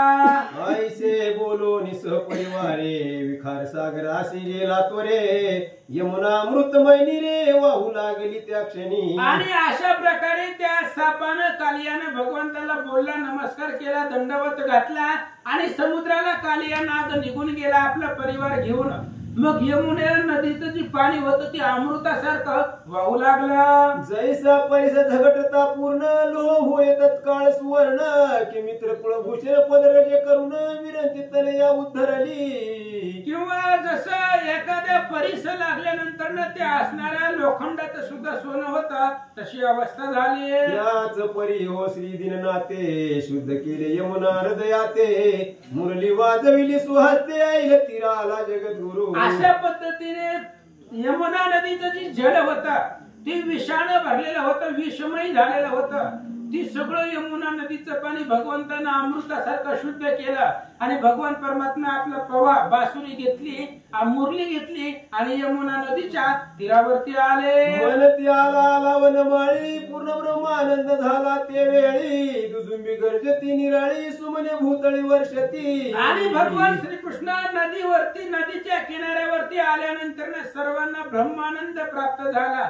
सगळ्या देवलोकांनी दुदुंबी वाद्य वाजवले. समीप देखोनी अनंता सद्गदित झाली माता धावनी भेटली जगन्नाथा दृष्टांत आता काय देऊ. आणि मग लगेच ज्यावेळेस भगवान श्रीकृष्ण जवळ आले त्यावेळेस यशोदेला आनंद झाला, सद्गदित झाली. आणि एवढा आनंद झाला कृष्णाला पाहिल्यानंतर या आनंदाला काय दृष्टांत द्यावा देताच येत नाही तरी देतो. ऐका. चतुर्दश वर्ष वनिक्रमून अयोध्येशी आला रघुनंदन कौशल्या भेटली धावून तैसाची कृष्णालिंगीला. याला दृष्टांत देता येत नाही पण देतो म्हणले. रामायणामधलं 14 वर्ष वनवास भगवान श्रीरामचंद्रांनी केला आणि 14 वर्षानंतर रामचंद्र अयोध्येमध्ये आले. कौशल्याला जेवढा आनंद झाला तेवढाच यशोदेला झाला. वाहोनिया कृष्ण वदना स्तनी दरदरोनी फुटला पाना आडवे घेऊन जगन्मोहना प्रेम माया न सोडी. आणि लगेच कृष्णाला पाहिलं गेलं, प्रेम उचंबळून आलं, आपल्या हृदयाला यशोदेनं लावलं, सोडूच वाटत नाही अशी अवस्था झाले. नेत्री सुटल्या अश्रुधारा तेने अभिषेक झाला श्याम सुंदरा म्हणे माझ्या सावळ्या श्रीधरा कैसा वाचून आला असी. आणि कृष्णाला यशोदेनं कडकडवून हृदयाला मिठी मारली, डोळ्यामधून पाणी वाहू लागलं. त्या पाण्याने कृष्णाला आंघोळ घातली आणि यशोदेनं सांगितलं, कृष्णा या मोठ्या भयंकर संकटातून कसा वाचून आला. जैसे कृपणाचे ठेवणे चुकले ते बहुश्रमता सापडले की जहाज बुडता कडेशी लागले तैसे झाले मातेसी. यशोदेला तसं झालं जसं एखादा कृपण असावं आणि त्यानं धन ठेवलेलं त्याच्या लक्षात नसावं. अनेक दिवसांनी ते धन सापडावं. त्या कृपणाला जेवढा आनंद होता किंवा एखाद्या नावेमध्ये आपण बसलेला आणि नाव बुडावी आपल्याला कळावं पण बुडता बुडता नाव किनाऱ्याला लागावी. त्या नावेमधल्या लोकांना जेवढा आनंद होतो तेवढा आनंद यशोदेला झाला. चोराने मारे तारण्यात एकाएकी धावने धावत त्याच्या सुखासी नसे अंत तैसे झाले मायेसी. तसंच यशोदेला झालं. एखाद्या अरण्यामध्ये आपण एकटं जावं 4, 5, 15, 20 चोर यावं आपल्याला मारावं, वाचवायला बी कुणी नसावं पण अचानक 4-5 लोक त्याच गावातली यावी आपल्याला वाचवावं. जेवढा आनंद सोडवणाऱ्याला होतो तेवढा आनंद यशोदेला प्राण जाता एकाएकी सुधारस घातला मुखी तो प्राणी जैसा होय सुखी तैसे मायेसी झाले पै. किंवा एखादा मरावा आणि ते मरत मरता त्याचा प्राण जाण्याची वेळ यावी पण अमृताचा थेंब मुखामध्ये पडावा. त्याला जेवढा आनंद होतो तेवढा आनंद. वनव्या माझी जळता घन वर्षे गाव चित्ता तैसे देखता श्रीकृष्ण नाता झाली माता सुखी ती. अग्नीमध्ये जळावा आणि पाऊस पडावा जेवढा आनंद होतो तेवढा आनंद यशोदेला. मातेच्या चरणावरी नमन करी मधुकैट भारी तो नंद येऊन झड करी हृदय धरिला श्रीरंग. आणि आईच्या चरणावरती कृष्णाने मिठी मारली तेवढ्या वेळामध्ये नंद राजा आले, कृष्णाला उचललं, हृदयाला लावलं. नंद हृदयाशी भाविता की त्रिभुवनी मीच भाग्यवंत नंद आनंदी नाचता सुख रघुनाथ न समाये. नंदाला असं वाटलं की जगामध्ये या संपूर्ण स्वर्ग मृत्यू पाताळच्या ठिकाणी मी एकटाच भाग्यवंत आहे, एवढा आनंद नंद राजाला वाटला. ही शक्तीने भेदिला सुमित्रा सुत औषध घेऊन आला हनुमंत.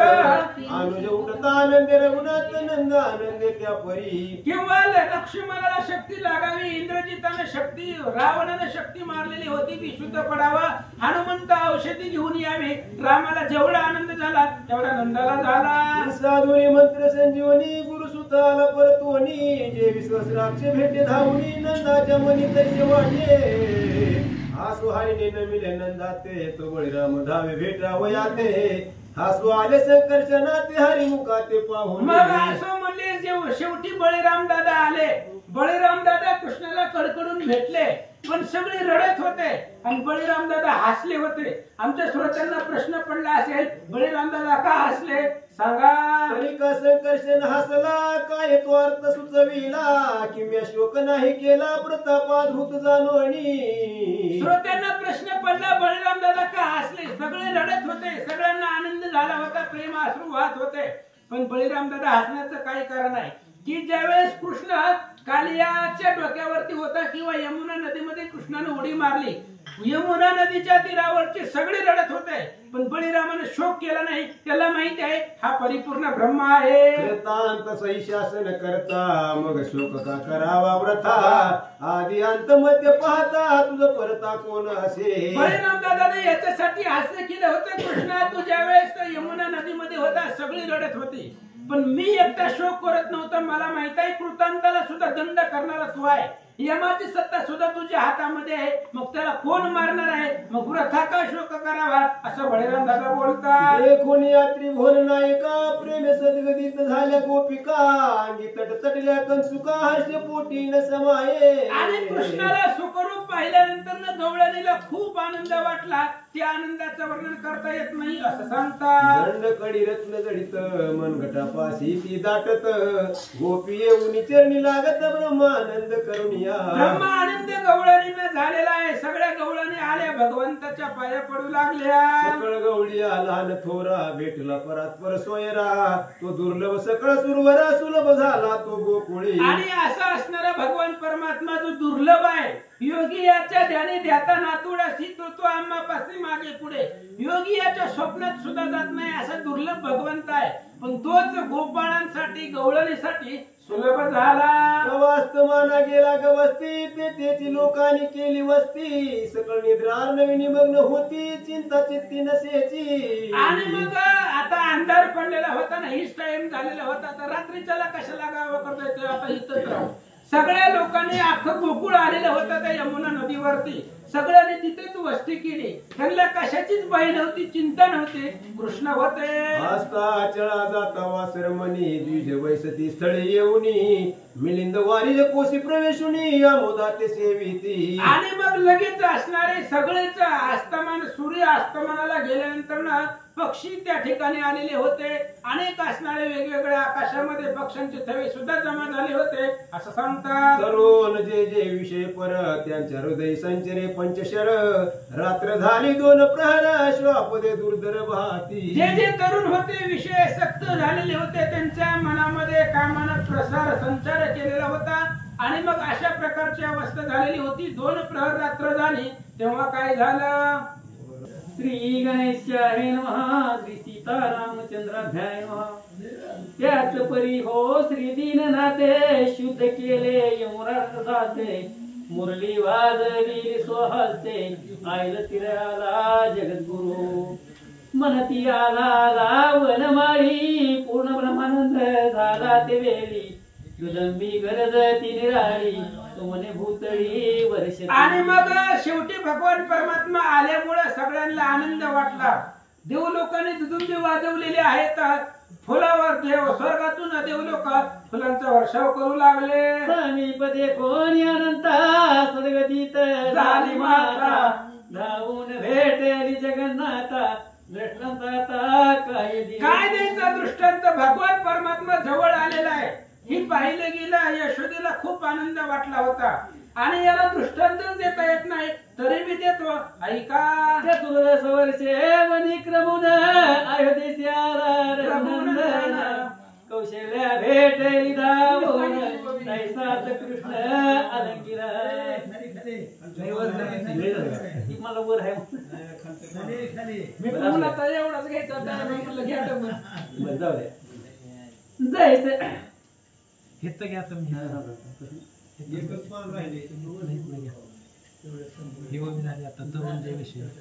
तरुण जे विषय पर त्यांचे हृदय संचर पंचशर, रात्र झाली 2 प्रहर स्वापदे दुर्धर वाहती. आणि 2 प्रहर रात्र झालेली होती. लोकांनी वस्ती तिथंच केलेली होती.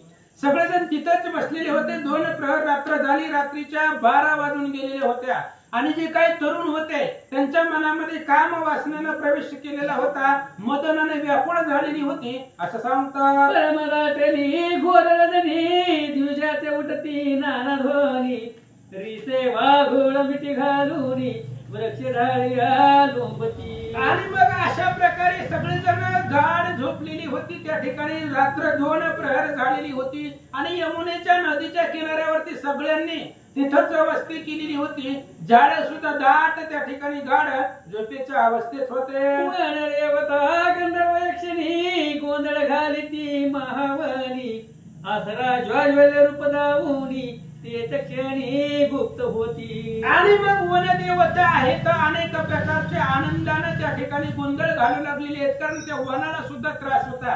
कालियाचं दुर्धर विष होतं. वनस्पती झाड जाळून टाकीत होत. त्यामुळे वनदेवता आनंदानं नाचू लागल्या. नानावल्लीचे भंबार दिसते अवचितीच कल्लोळ, प्रेत घन मिळाले सकळ भ्यासुर केवळ दिसते. आणि रात्रीचा प्रहर असल्यामुळे 12 वाजून गेलेले होते आणि रात्रीच्याला भूत असतात. भूत वेताळ त्या ठिकाणी प्रेत येऊन तिथं नाचू लागलेली होती. वनदेवता गोंधळ करत होत्या असं सांगतात. विकार करीती भूत प्रेते छळती अमंगळा अपवित्राती, दिवा भतीचे घुंगट ते पिंगळे थोर किलबिल. मग घुगड त्या ठिकाणी घोडांचा आवाज आहे. भूत आहेत, प्रेत आहेत, वनस्पतीचा त्या ठिकाणी आनंद आहे. असं सगळ्यांचा गोंधळ ऐकू येत होता. मालवा भुंकती क्षणोक्षणी टिटवे शब्द करीती गगनी, करुणा स्वरे करुणी चक्रवाके वाहती. मग चक्रवाक आहे. टिटवी शब्द त्या ठिकाणी टिटवी नावाचे पक्षी आहेत ते आवाज करू लागलेले आहेत.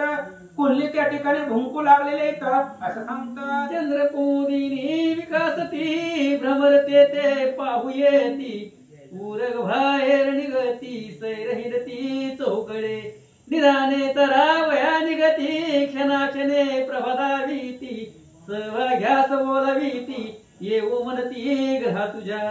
तव तो वसंत ऋतू उष्ण काळ वने वाळून गेली सकळ, पूर्वीच कालियाचा मुखानळ जाळीत होता वना. आणि अशा प्रकारे मध्यरात्र झालेली आहे आणि मध्यरात्र झाल्यामुळे वारा सुटलेला होता.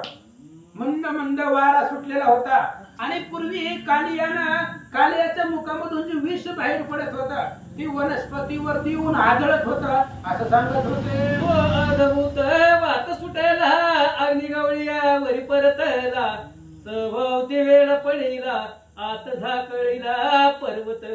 आणि मग ते कालियाच्या मुखामधून जे विष निघलेलं होतं ते विषाच्या ज्वाळा होत्या पूर्वी आणि वाऱ्यामुळे ती सगळीकडे पसरल्या आणि पसरल्यामुळे ज्या ठिकाणी यमुनाच्या नदीवरती गवळी झोपलेली होते त्या गवळींपाशी ती वणवा लागला म्हणतात. आकाश कवळीले ज्वाळे तळा तळा फुटती वेळून पळती पक्ष्यांचे पाळे, आहाळोनी माझी पडतती. आणि आकाशापर्यंत ते असणाऱ्या अग्नीच्या ज्वाळा गेलेल्या होत्या. आकाशामध्ये पशु पक्षी होते ते सुद्धा पळून जाऊ लागले. वनवा तिथं एवढा कालियाच्या मुखामधून निघलेलं विष त्याच्यापासून वनवा लागला. एकाएकी नीर सूर्य गवळी आरत उठती तळवेळी. तो आकाश झाकी अग्नी कल्लोळी ठाव नाही पळावया. आणि सगळे गवळे ज्या वेळेस गरम झळया लागू लागल्या त्यावेळेस सगळे गवळे जे होते ते जागे झाले आणि पाहतात तर आकाशापर्यंत जाळ गेलेला आहे आणि जाळाच्या आतमध्ये सगळी होती. चारी बाजूने वनवा लागलेला होता आणि त्याच्या जोड आकाशापर्यंत होत्या. पळायला सुद्धा वाट नव्हते. जाग्या झाल्या गवळीनी हळवळून उठे नंदराणी. मने कोठे पूचक्र पाणी देई मेरीने ठावाता. आणि मग नंदराजा जागी झाली, यशोदा जागी झाली, रोहिणी बळीराम सगळे असणारे गवळी जागे झाले. वनवा भयंकर लागलेला होता आणि लपणे पळण्यासाठी जागा नव्हती. म्हणून यशोदा चिंता करू लागली कृष्णाला कुठं लपू. गवळी गवळीनी करीती चिंता आमचे प्राण जावत आता. परी कैसे करावे कृष्ण नाता वाचेल कैसा नेनवे. आणि गवळी गवळीने चिंता करू लागले देहा जावं अथवा राहू पांडुरंगी दृढ भाव. आमचं कसं येऊ दे आम्ही जगू अथवा मरू आम्हाला आमची चिंता नाही पण आमचा भगवंत बाळ कृष्ण वाचला पाहिजे असं गवळी गवळ्याने चिंता करतात. गवळी करीती थोर धावा धावे वैकुंठ पते कमला धावा. विश्वव्यापक केशवा कृष्ण आमचा वाचवी. आणि सगळे असणारे गवळे नंदासहित भगवंताचा धावा करू लागले. जो वैकुंठामध्ये राहतो समुद्रामध्ये राहतो असा असणारा भगवंत एकदा आमच्या कृष्णाला या वनव्यामधून वाचवा असं स्तुती करू लागले. दीनवरणे हक फोडती ज्वाळा आल्या आल्या म्हणती. एकावर एक पडती दुर्धर गती ओढवली. आणि दुर्धर अशा प्रकारची गती स्थिती प्राप्त झालेली आहे. ज्वाळाच्या लाटच्या लाट त्या ठिकाणी येऊ लागलेले होते, जवळ आलेले होते आणि सगळेजण कृष्ण वाचावा यासाठी प्रार्थना करू लागले. मायेने हरी धरिला हृदयी म्हणे कृष्ण वाचवारे समाई. पळावय ठाव नाही धाव लवलाही भगवंता. आणि यशोदेने कृष्णाला आपल्या हृदयाला घट्ट पकडून धरला आणि भगवंताचा धावा करू लागली. एकदा या वनव्यामधून या संकटामधून आमच्या कृष्णाला सुखरूप वाचवा असं भगवंताचा धावा यशोदा करतात. देखोनी तयांची करुणा कृपा उपजली कमल नयना. सांगे अभाग्य वज्रसेना झाका नयन समस्तही. आणि मग सगळे असणाऱ्या नंदाची यशोदेची करुण स्थिती पाहिली, गवळणीचा रडण्याचा आक्रोश पाहिला. सगळेजण दुःखित अवस्थेमध्ये आहेत हे पाहिल्यानंतर ना भगवंताला कृपा आली कृष्णाला आणि कृष्णाने सांगितलं सगळेजण डोळे झाका. हरिवदनी विश्वास धरुनी नेत्र झाकिले समस्त जनी. ब्रह्मांड नायक त्याची करणी शिव विरंती कळेना. आणि सगळ्या लोकांचा कृष्णाच्या शब्दावरती विश्वास होता. हे डोळे झाका म्हणले की झाकायचंय, काय करतोय बघायचं नाही, डोळे उघडून नाही तर मार खावा लागतोय. म्हणून सगळ्यांनी झाका म्हणले की डोळे झाकले कारण विश्वास आहे भगवंताच्या शब्दावरती, कृष्णाच्या शब्दावरती विश्वास होता. त्यामुळे सगळ्या जिथं होते जेवढे गवळी गोपाळ बाल गोपाळ होते, स्त्रिया होत्या, गवळणी होत्या, सगळ्यांनी डोळे झाकले. भगवंताचं चरित्र आहे कुणाला कळत नाही. असंभावे पसरले मदन जो विराट स्वरूपी भगवान. द्वादश घावे महाअग्न न लागत क्षण गिरियला. आणि मग लगेच असंभावी मूक भगवंताने पसरलेला आहे ज्याचं विराट स्वरूप आहे भगवंताचं. रसातळाला चरण येतात आणि कमरेपर्यंत सप्ततळ व्यापून टाकलेला आहे. मुंडक 21 स्वर्गाच्या वर जरी गेलं तरी असणारं भगवंताचं शरीर सामावतच नाही असं भव्यदेवी विराट स्वरूप आहे. आपलं मुख पसरलं, 12 गाव आगणी लागलेला होता, सगळा भगवंताने गिळून टाकला. मारुती झाला 6 वर्षाचा साई शास्त्र न कळे अंतजाचा. हरीच कळला शिवदेवाचा नेत्र उघडा सर्वही. आणि एवढ्या मोठ्या 12 गाव आगणी लागलेला भगवंतानी गिळला. गिळल्यानंतर पुन्हा छोटस 6 वर्षाचं लेकराचं रूप भगवंतानी धारण केलं आणि मग सगळ्याला सांगितलं आता डोळे उघडा. सकाळी उघडले नयन अनुमात्र कोठेन दिसे अगन गवळी भेटती हरिसे येऊन म्हणती मैमान कळे तुझा. मग 12 गाव अग्नी मिळून घेतला कृष्णानं आणि सगळ्याला सांगितलं पुती संपत आले डोळे उघडा. आता आरती करायची आपल्याला संपलं. ज्यांनी डोळे झाकले होते सुरुवातीपासून त्यांनी आता उघडा असं म्हटल्याबरोबर सगळ्यांनी डोळे उघडले आणि लगेच 12 गाव अग्नी जेवढा वनवा लागलेला होता वनवा दिसला नाही. आनंद वाटला. तो सवेची झाली प्रभात झाली उरण येत होता वात दानव गुरु उदय पावत अरुण प्रकाशे पाही पा. आणि मग सगळ्यांनी डोळे उघडले. रात्र ही संपलेली होती. वनवाही अग्नी ही कुठं दिसत नव्हता.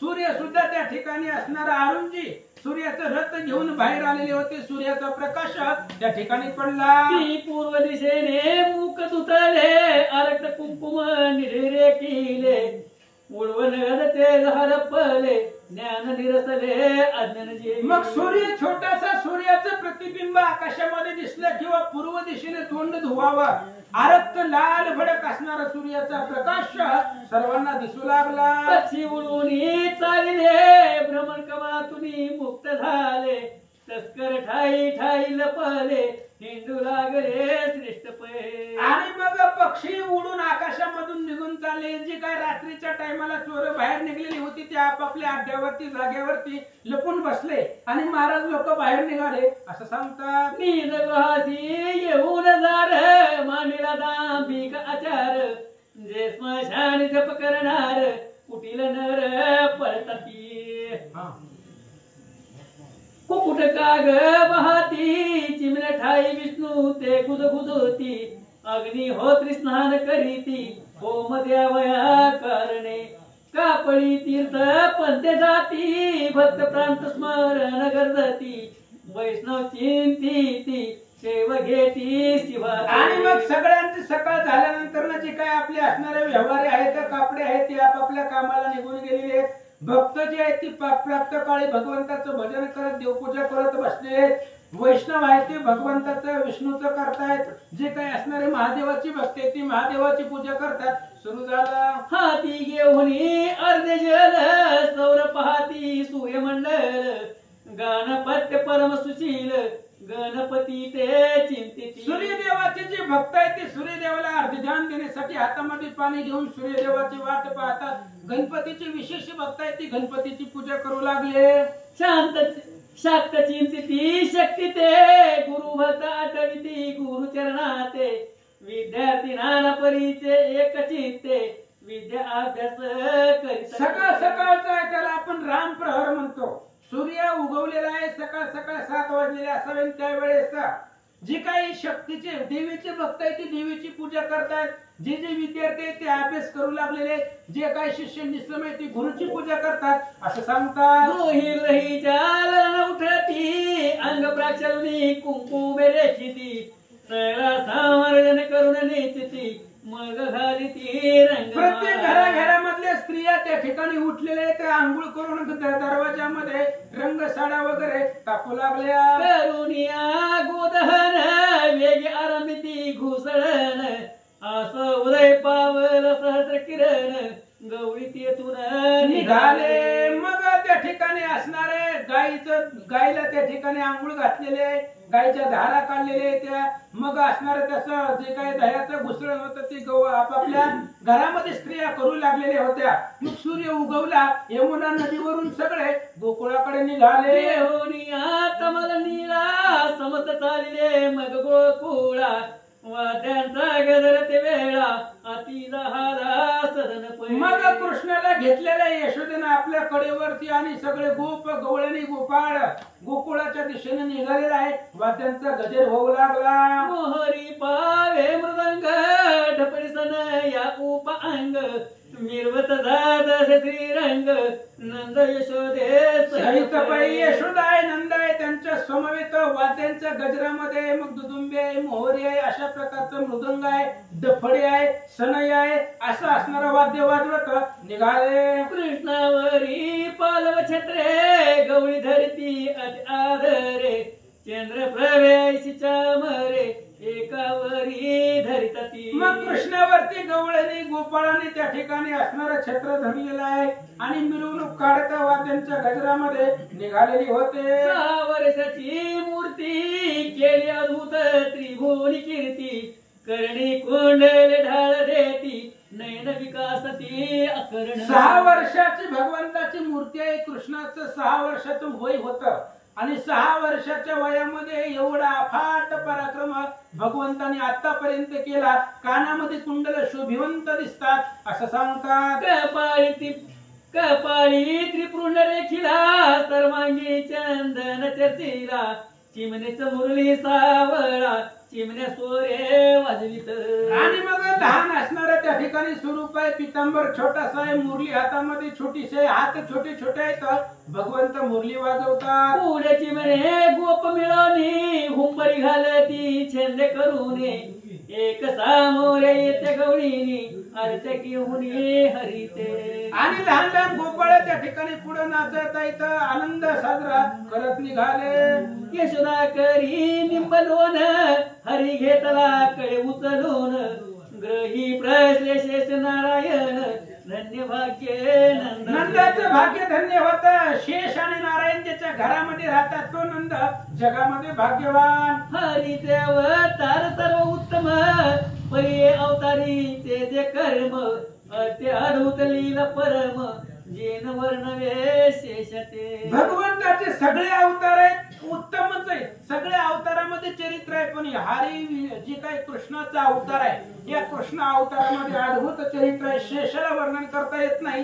श्रीधर स्वामी सांगतात. दिवस दिवसाप्रती अद्भुत लीला अद्भुत कीर्ती शिनेल्या व्यासाधिकांच्या मती ते मी पामर काय वर्णू माझ्यासारखं काय सांगणार आहे. दिवसवर दिवस जात होते.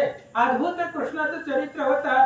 शेष वेदाला सांगता येत नाही. मी काय सांगणार आहे. श्रीधर स्वामी सांगतात. आयसा थोर पवाडा दाविला केवळ काळ काल्यावर दिला द्वादश गावे अग्नी गिळीला वाचून या सकाळ. मग या अध्यायामध्ये आपण काय ऐकलं. कालियाचं मर्दन केलं, कालिया पळवून लावलं, 12 गाव अग्नी लागलेला होता, वनवा गिळून टाकला.